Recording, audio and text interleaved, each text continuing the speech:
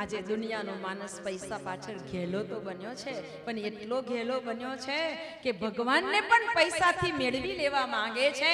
આ દુનિયાના માણસને કહેવાનું મન થાય કે હે માનવ, આ પૈસાથી કદાચ તું ભગવાનની મૂર્તિ ખરીદી શકે, પણ ભગવાન ન ખરીદી શકે।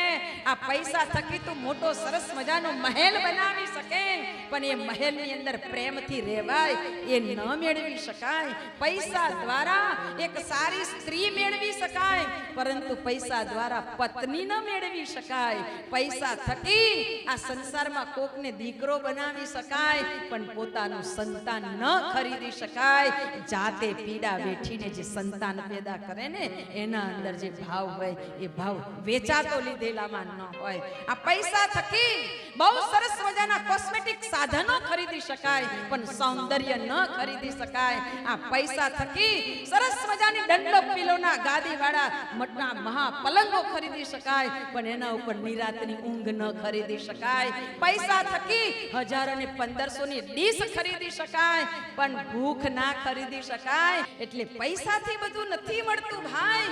આ પૈસા તો એક આપણા જીવનને ચલાવવા માટેનું માધ્યમ છે, એટલે એની પાછળ એવા તો આંધળા ન બનાય કે આપણે આમ મફતમાં બધું મેળવી લઈએ, મફતમાં બધું મેળવી લઈએ।